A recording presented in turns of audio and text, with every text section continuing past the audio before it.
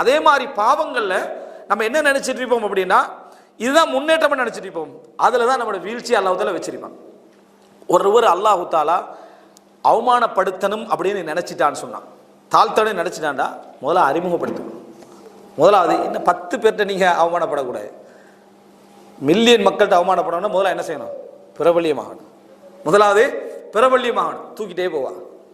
அந்த இடத்துல வச்சு அடிச்சு விட்டான்டா டோட்டலா என்ன செஞ்சிடும்? எல்லாம் போயிடும். அல்லாஹ்வுடைய சுன்னா. அதனால தான் அறிஞர்கள் பிரபல்யம் ஒரு சோதனைன்னாங்க. இந்த பிரபல்யம் நிறைய பேருக்கு நியாமத், எத்தனை லைக் நியாமத், எத்தனை கமெண்ட் நியாமத், அவனோட பாருங்க. ஆனா அது அழிவு. அது என்ன அழிவு? பிரபல்யம் என்றது நியாமத்தே அல்ல. பிரபல்யம் என்றது நியாமத்தே அல்ல, அது ஒரு சோதனை. நல்லதுக்கு பயன்படுத்தலாம், கெட்டதுக்கு பயன்படுத்தலாம். எப்படி போக மாட்டது? இதே மாதிரி பாவத்துல அழிவும் அப்படித்தான் என்ன செஞ்சிருக்கும், அவர்கள் போற பாதையில வச்சிருக்கும். அதனால தான் அதாவது சிலருக்கு அல்லாஹு தாலா என்ன செய்வாண்டா, பொருளாதாரத்தை அவங்க ஹராமான வழிகளில் நிறைய உழைச்சிருப்பாங்க. அந்த ரூட்லேயே அல்லாஹு தாலா கொண்டு போய் அதை செலவழிக்கிறதுக்கும் இதே ஆசையை யூஸ் பண்ணிடுவான் அல்லாஹு தாலா. இதே ஆசை எப்படி ஹராமான வழியில சம்பாதிக்கணும்ன்றதுக்குரிய ஆசையை இவர்கள் யூஸ் பண்ணி ஹராத்தை யூஸ் பண்ணாங்களோ, ஹராத்தை சம்பாதிச்சாங்களோ, அதே ஆசையை செலவழிக்கிற இடத்துல எல்லாம் கொடுத்துட்டுருவான். கொடுத்தோன்னா கண்ணா பின்னாண்டு செலவழிச்சு இவன்லாம் எப்படி இப்படி ஜீரோக்கு ஆகினான்னு நம்மளே ஆச்சரியப்படுவோம். ஹீரோ வாகினாக்களை பார்த்து நம்ம ஆச்சரியப்பட்டிருப்போம். இவரெல்லாம் எப்படி ஜீரோ வாகினார்னு என்ன சரி ஆச்சரியப்பட்டோம். நம்ம என்ன நினைப்போம்னா, ஒரு ஏக்கர் நிலத்தையாவது வச்சுக்கலாம் தானே, கொஞ்சம் தங்கத்தையாவது சேவ் பண்ணிக்கலாம் தானே நம்ம நினைப்போம். இல்லை, அல்லாஹ் தஆலா அவனுக்கு கொடுத்த ஆசை இதே ஹராமான உழைப்பு கொடுத்த அதே ஆசை தான். அதனால அந்த ஆசை எந்த பக்கத்தால கொண்டு வந்து அவரை அழிக்கும் என்று தெரியாது.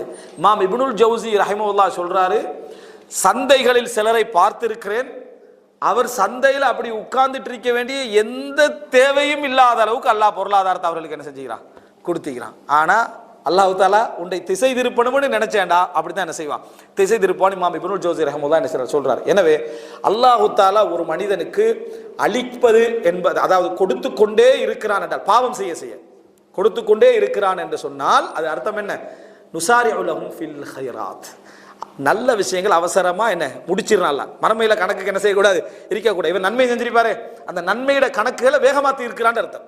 இந்த உலகத்திலே என்ன அப்துர் ரஹ்மான் பின் அவுஃப் பயப்பட்டார், என்ன ஒஜ்ஜிலத்லனா, அதாவது எங்களது நன்மைகள் எல்லாம் இந்த உலகத்திலே எங்களுக்கு அவசரப்படுத்தப்படுகிறதோன்னு நான் அஞ்சுகிறேன். நாங்கள் செல்வம் கிடைக்க நன்மைகளுக்கான கூலி அல்லாஹ் இந்த உலகத்துல என்ன தருகிறானோ அப்படின்னு என்ன செய்கிறேன், அஞ்சுகிறேன். ரசூலா உமர் எல்லாம் கேட்கிறாங்களே, அல்லாஹ்வின் தூதரே நீங்க இப்படி இருக்கிறீங்களே, பாரசீக ரோம் அந்த மக்கள் எல்லாம் இப்படி இருக்கிறாங்கன்னு சொல்ற டைம்ல ரசூலா என்ன சொன்னாங்க, உலாயிக கௌமுன் உஜ்ஜிலத் லஹும் தய்யிபாத்துஹும் ஃபித் துன்யா, இந்த உலகத்திலே அவர்களுக்கு அவர்களது நன்மையான காரியங்களுக்குரிய கூலி அவசரப்படுத்தப்பட்டு விட்டது, எல்லாம் கொடுக்கப்பட்டாச்சு உலகத்திலே, அதுதான் அங்க வேகமா என்ன செய்து நடக்குதுன்னு சொன்னாங்க. எனவே இது நம்ம கவனமாக இருக்க வேண்டும். இதுல ஒரு வசனம் தான் அல்லாஹு ரப்புல் ஆலமீன், இது நம்ம அதாவது 5ஆவதான ஒரு பகுதியை எடுத்துக்கொள்ளலாம், இதோட ரிலேட்டடானது தான். அல்லாஹு ரப்புல் ஆலமீன் சோதிச்சுக்கிட்டே இருப்பான், வேதனைகளை தந்துகிட்டு இருப்பான். நம்ம படிப்பினை பெறாம அதுக்கு மட்டும் ட்ரீட்மெண்ட் பண்ணிட்டு இருப்போம். ஏன் இப்படி காய்ச்சல் வருதுன்னு தெரியல, ஏன் இப்படி சோதனை வருதுன்னு தெரியல, ஏன் இப்படி தலைவலி வருதுன்னு அதுக்கு மட்டும் என்ன செய்யறேன், நான் தெரிஞ்சு எந்த பாவமும் செஞ்சதில்லை. இதே ஒரு பெரிய பாவம். எது தெரிஞ்சு நான் எந்த பாவமும் செஞ்சதில்லை, ஏன் எனக்கு இப்படி சோதனை வருதுன்னு விளங்கல, தெரிஞ்சு எந்த பாவம் செஞ்சதில்லை, தெரிஞ்சு இதையே சொல்லிக்கிட்டு சரியா, இதே பெரும்பாவம். அல்லாஹ்வுக்கு முன்னுக்கால திமிரு காட்டுறதா இது. மனிதன் அதாவது பாவம் செய்யாத நாள் இல்லை, தெரிஞ்சோ தெரியாமலோ. அப்படிங்கிற டைம்ல உடனே என்ன செய்யணும், அப்படி வந்தா அல்லாஹ் என்ன பாவத்தை மன்னிக்கட்டும் அப்படி என்று ஏத்தராஃபோட கேட்கணும். இப்படி அந்த சோதனைகள் எல்லாம் கொடுத்து அவரை திருத்துறதுக்கான அந்த எல்லாம் செய்து கொண்டு இருப்பான். ஆனா அவர் அந்த பாவத்துக்கான படிப்பினே பெற மாட்டாரு. சில பொழுது உணர்ந்தே இருக்க மாட்டார், அது பாவம் உணர்ந்தே இருக்க மாட்டார்.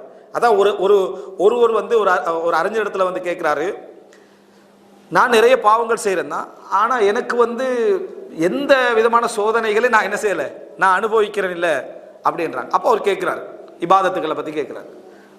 தஹஜ்ஜத், உங்களோட சுன்னத்தான நோம்புகள், தான தர்மங்கள், குர்ஆன் ஓதல்கள் எப்போ கடைசியாக நடந்துச்சுன்னா அதெல்லாம் இல்லாமல் போயிடுச்சு. அதுதான் பெரிய தண்டனை. உனக்கு தரப்பட்ட பெரிய தண்டனை என்ன தெரியுமா, உனக்கு வழங்கப்பட்ட தௌஃபீக் நன்மைகளில் இபாதத்துக்கள் இல்லாமல் ஆயிட்டு.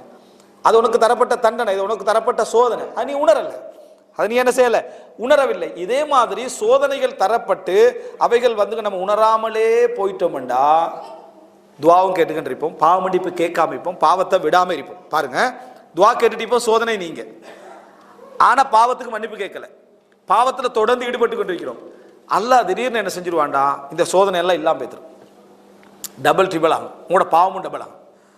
ஆனா நீங்க என்ன நினைப்பீங்கன்னா அல்லாஹ் எனக்கு என்ன செஞ்சிட்டான், சோதனை காப்பாத்திட்டான். ஆனா குர்ஆன் என்ன சொல்லுதுன்னு சொன்னா, ஃபலம்மா நசூ மா துக்கிரு பிஹி, அவர்களுக்கு ஞாபகப்படுத்தப்பட்டதை அவர்கள் மறந்த பொழுது, ஃபதஹ்னா அலைஹிம் அபுவாப குல்லி ஷை, அவர்களுக்கு எல்லா விஷயத்துடைய வாசல்களை நாம திறந்து கொடுத்தோம். பாருங்க, தண்டிக்கல. அவர்களுக்கு சொல்லப்பட்டதை அவர்கள் மறந்த பொழுது எல்லா பாதைகளையும் நாம் என்ன செய்வோம், திறந்துட்டோம்.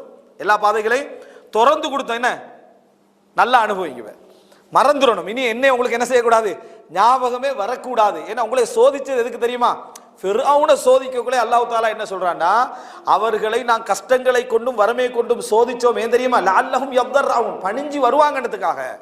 சோதனை எதுக்கு தெரியுமா, பணிந்து வருவதற்கு. பணியவில்லை என்று சொன்னா இங்க என்ன நடக்கும், அல்லாஹ் தஆலா அவர்களுக்கு எல்லா வசதிகளையும் வாய்ப்புகளையும் அல்லாஹ் தஆலா கொடுத்து விடுவான், மூழ்கடிச்சிடுவான். அதுல அந்த சந்தோஷத்திலே மகிழ்ச்சி அல்லாஹ் தஆலா மூழ்கடித்து விடுவான். சுப்ஹானல்லாஹ். அப்ப நினைத்து பாருங்க, இது ஒரு அல்லாஹ்வுடைய வழிமுறைகள்ல உண்டு, அல்லாஹ்வுடைய சுன்னாக்கள்ல உண்டு. எனவே ஒரு முஃமின் அல்லாஹ்வுடைய பாதையில நடந்து கொண்டு போகிறான் அப்படி என்று சொன்னால், இந்த உலகத்துல பாவங்கள் விஷயத்துல அவனுடைய பார்வைகள் எப்படி இருக்கணும் அப்படின்னா, எனக்கு எவ்வளவு கிடைக்குது, எவ்வளோ சுருங்குது என்றத்தை வச்சிருக்க கூடாது. அது ஆபத்தானது.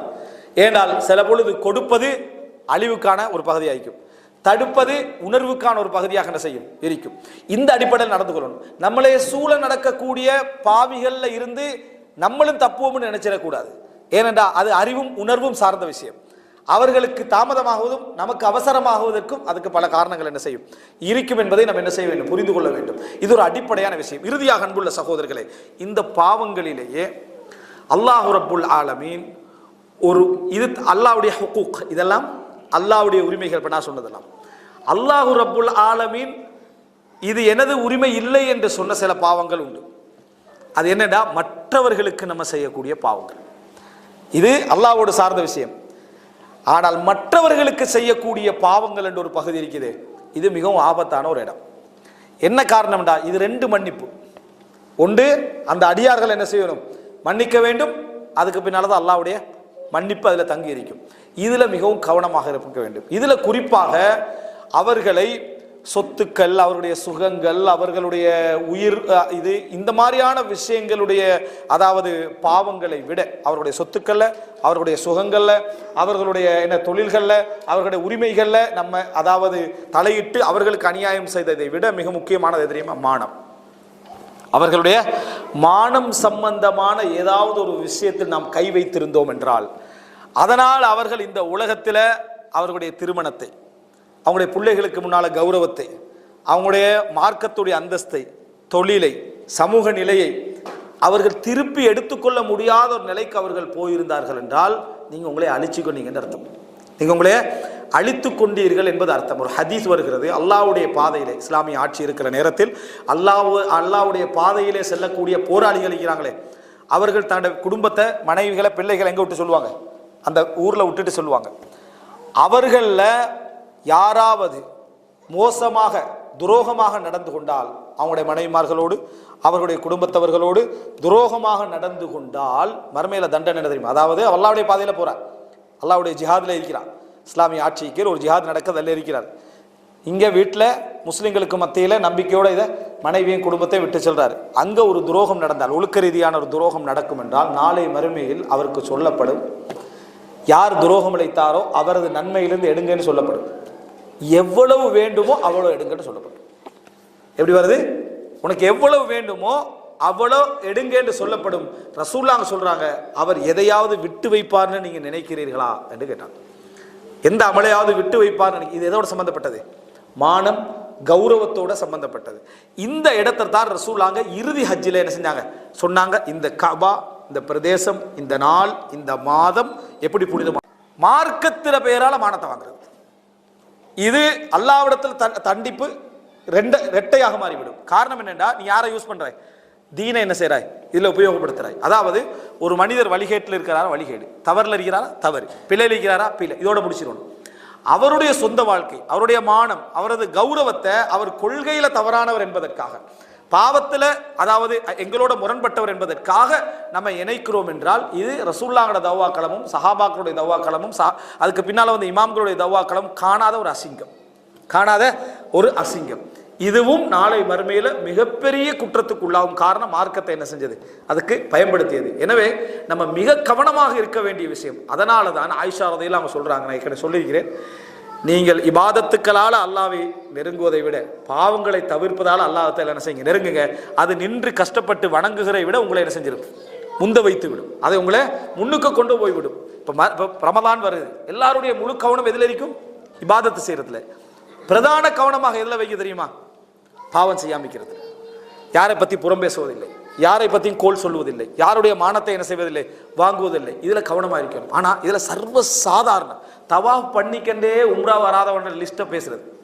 தவாஃப் பண்றது, அவளை உம்ரா செஞ்சாலும் இங்க உம்ரா வர்றது பிசினஸுக்கு தான், இந்த வந்தாலும் வரும், இந்த பக்கத்தால போனா வருவானே தான் உம்ரா வர மாட்டான். இந்த உம்ரா யாருக்கு, இப்ப அவருக்கு சரியா. ஹஜ்ஜில அரபா மினா முஸ்தலிஃபா மூணுலே யாருக்கு, வராத ஹாஜிகளுக்கு, ஊர்ல வராமைக்கிறாங்களே அந்த ஹாஜிகளுக்கு அந்த ஹஜ்ஜை ஃபுல்லா என்ன செய்யறது, கிஃப்ட் பண்றது. சுப ஜமாத்தை கலந்து கொள்றது, சுப ஜமாத் யாருக்கு, அவருக்கு. இது மிக மோசமான நிலை. இதான் ஹசனுல் பஸ்ரியுடைய ஒரு செய்தி வருது. அவர் கொண்டு போய் என்ன செய்யறாரு, ஒரு நண்பருக்கு ஒரு நல்ல பழங்கள் எல்லாம் தட்டெல்லாம் வச்சு கொடுத்து அனுப்பி விடுறாரு. இவரை பத்தி மோசமா பேசினா இவரை இதை அனுப்பி விடுறாரு. அவர் விளக்கம் சொல்றாரு, நேத்து நீங்க எங்களுக்காக நன்மையெல்லாம் செஞ்சீங்க, அதுக்கான கிஃப்ட் தான் இது. நேத்து எங்களுக்கு நிறைய நன்மை செஞ்சீங்க, நேத்து தஹஜ்ஜுத் தொழுது, வித்ர் தொழுது, குர்ஆன் ஓதி, யாருக்காக, எங்களுக்காக. உண்மையிலே ஒரு அடியான் இஹ்திசாப் பண்றதுலே உச்சகட்டம் என்ன தெரியுமா, என்னை பத்தி ஒருத்தர் பேசிட்டாருன்னா கோபமே படக்கூடாது. அவரை நினைச்சு இறக்கப்படணும். அவர் மறுமையில அழிஞ்சு போறாரு, அதை நினைச்சு இறக்கப்படணும், அவருக்கு உபதேசம் அது வேற. எங்களை நினைச்சு கோவப்படக்கூடாது. இதெல்லாம் எங்களுக்கு இலவசமாக கிடைக்கக்கூடிய அமல்கள். எங்களுக்காக ஒத்த அமல் செய்யறா அதை விட ஒன்று வேணுமா? இந்த ஆயுள் மாதிரி உங்களுக்கு நூஹ் அலைஹிஸ்ஸலாத்துடைய ஆயுளும் மூசா அலைஹிஸ்ஸலாத்து காலத்துல ஆயுள் மாதிரி ஆயுள் வேணுமெண்டா நம்மளை பத்தி நிறைய பேர் பேசுறதா என்னது, அதனுடைய மிக முக்கியமான ஆயுள் என்பதை நம்ம என்ன செய்ய வேண்டும், புரிந்து கொள்ள வேண்டும். ஆனா இது ஒரு முக்கியமான விஷயம் இருக்கு. ஒருத்தர் மன்னிப்பு கேட்கிறார், நான் இப்படி பேசிட்டேன், அல்லது பேசுறது தெரியுது, இவர்களை மன்னிப்பது சிறந்ததா இல்ல இது அப்படியே சேவ் பண்ணுவது சிறந்ததான்னு கேட்டா, மறுமைக்கே சேவ் பண்ணுவது சிறந்தான்னு கேட்டா, பல அறிஞர் சொல்றாங்க மன்னிப்பது சிறந்தது. காரணம், அல்லாஹ் அந்த தரஜாவை அவன் டபுளாக என்ன செய்வான், எங்களுக்கு தருவான். ஏன்னா அல்லாஹ்வே குர்ஆன்ல சொல்றான், அலா துஹிப்பூன அய்யக்ஃபிரல்லாஹு லக்கும், அல்லாஹ் உங்களை மன்னிப்பதை நீங்கள் விரும்பவில்லையா? அப்படி நீங்க மன்னிச்சீங்கன்னா உங்களை நான் என்ன செஞ்சிருவேன், மன்னித்து விடுவேன். நீங்க மன்னிச்சீங்கன்னா உங்களை நான் என்ன செய்வேன், மன்னித்து விடுவேன். அதனால பல அறிஞர்கள் இருக்கிறாங்க, இன்றைக்கு என்னை பத்தி எவர் பேசினாலும் அவரை நான் ஃபிஹில், அவர் ஹலால்ல இருக்கிறார். ஆனா எதுல ஹலால் இல்ல, ஏண்ட விஷயத்துல புறம் பேசியத்துக்குரிய பாவம் அல்லாட்டேங்க, ஏண்ட ஹுக்கூக்ல அவர் என்ன ஹலால் அப்படி என்று என்ன சொல்ற செய்தியை பார்க்கிறோம். இப்போ இந்த இடத்துல நம்ம தெரிஞ்சு கொள்ள வேண்டிய விஷயம், அல்லாஹ்வுக்கு நம்ம செய்யக்கூடிய பாவங்கள்ல அல்லாஹ்வுடைய தண்டனை மிக வேகமாகவும், அதாவது நம்ம எதிர்பாராத விதமாகவும் வரக்கூடிய சில பாவங்கள் உண்டு. அதுல உண்டு புறம் பேசுதல், மானத்தை, அடுத்தவருடைய மானம் அவதூறு சொல்லுதல் என்பது வேற இடத்தால என்ன செஞ்சிரு வந்து வேண்டாம். ஹதீஸ்ல எப்படி வருதுன்னா, அல்லாஹ் தஆலா அவருடைய வீட்டுக்குள்ள வச்சு அவர் அவமானப்படுத்துவான். அவருடைய வீட்டுக்குள்ளேயே அவரை அல்லாஹ் தஆலா என்ன செய்வான், அவமானப்படுத்துவான் என்ற செய்தி வர. ஒரு மூமினுடைய மானத்தை என்ன, அதாவது நம்ம கை வச்சுட்டோம்டா. இந்த மாதிரி விஷயங்கள் மிகவும் கவனமாக இருக்க வேண்டும். ஏன்னா தண்டனை என்ன செஞ்சிடும், வேகமாக வந்துடும். அதே போல சில பாவங்கள் இரத்த உறவுகளை முறித்தல்ல என்ன செஞ்சிடும், மிக வேகமாக என்ன செய்துவிடும், வந்துவிடும். அடுத்தவனுக்கு அநியாயம் இழைத்தல் இருக்குது, இந்த அநியாயம் இழைத்தலின் ஊடாகவும் வேகமா என்ன செஞ்சிடும், வந்துடும். அதனாலதான் ஒரு அறிஞர், சலஃபுகள் ஒரு அறிஞர் சொல்றாரு, நான் ஒருவருக்கு அநியாயம் செய்திருந்து அந்த அநியாயம் இழைக்கப்பட்டவன் அதுக்கு எதிராக முயற்சி எடுக்கிறான், நபர்களை பிடிக்கிறான், சில வேலைகளை செய்யறான், எனக்கு எதிரான சில நடவடிக்கைகள் எடுக்கிறான்டா, எனக்கு அந்த அநியாயம் பாவமானது, அதுல கொஞ்சம் அச்சம் குறைவு. ஆனா வழியே இல்லாம நான் ஒருத்தனுக்கு அநியாயம் செஞ்சிருப்பேனே, அவன் எனக்கு எதிராக செய்யறதுக்கு அவனுக்கு எதுவுமே இல்லை, அப்படிப்பட்டவனுக்கு நான் அநியாயம் செய்திருந்தா நான் பயப்படுகிறேன், நிறைய பயப்படுறேன். காரணம், அவன் அல்லாட்ட கையேந்தியா, அல்லாஹ் எனக்கு எந்த வழியுமே இல்லை உன்னை தவிர, எனக்கு எந்த வழியுமே இல்லை இந்த அநியாயத்திலிருந்து நான் வெளியே வருவதற்கு, உன்னை தவிர எனக்கு கதி இல்லைன்னு அல்லாட்ட துவா கேட்பானே, அதை நான் அதிகமாக அஞ்சுகிறேன்.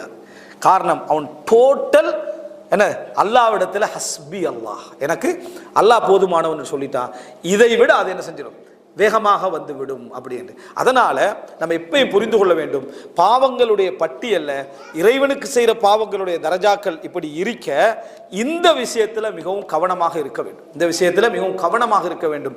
நாளை மறுமையில கூட எங்களுடைய நன்மைகள் இந்த எடுக்கப்படுறதெல்லாம் எதிலிருந்து எடுக்கப்படும், செஞ்ச 100 அமல் இருந்தல்ல, கபூலாகிய 10 அமல் இருந்து. நம்ம 100 அமல் செஞ்சிருப்போம், கபூல் 10 தான் இருக்கும், அந்த 10 தான் எடுத்து கொடுக்கப்படும். அந்த 10 தான் எடுத்து கொடுக்கப்படும். அதனால் அதுல மிகவும் கவனமாக இருக்க வேண்டும். அப்துல்லா முபாரக் ரஹிமல்லா சொல்றாரு, நான் யாரை பத்தியாவது புறம் பேசுறதா இருந்தால் என் உம்மாவை பத்தி புறம் பேசிப்பேன். காரணம், ஏண்ட அஜிர்களை எடுக்கிறதுக்கு மிகவும் தகுதியானவர்கள் யார்? என் உம்மாவும் பாப்பாவும் தான். அதனால நம்ம அவர்களுக்கு கொடுக்காத அமல்களை எல்லாம் யாருக்கு கொடுத்துட்டு இருக்கிறோம்? உலகத்தில் உள்ள வேற நபர்களுக்கு கொடுவது. நம்ம இந்த உலகத்துல மௌத்துக்கு போறவோ நம்ம செய்யற அமல்கள் போய் சேருமான்னு மசாலா ஒன்று தானே, ஈசாடு சவாபண்டு, அது எல்லா அமல்களையும் யாருக்கு கொடுத்துருக்கோம்? உலகத்துல எல்லாருக்கும் என்ன செய்யறோம்? கொடுத்து கொண்டு இருக்கிறோம். தொழுகை, நோன்பு, ஜக்காத்து, ஹஜ் எல்லாம் யாருக்கு? ஈசாடு சவாப் யாருக்கு? நமக்கு சம்பந்தப்படாத நபர்களுக்கு என்ன செய்யறோம்? கொடுத்து கொண்டிருக்கிறோம் என்பதை புரிந்து கொள்ள வேண்டும். எனவே அன்புள்ள சகோதரர்களே, இதுல நம்ம இறுதி இன்னொரு பகுதியை சொல்லி முடித்துக் கொள்கிறேன். அல்லாஹு ரப்புல் ஆலமீன் நம்ம சாபிகூன் ஒரு தலை பேசணுமே, அதாவது முந்தியவர்கள் என்று.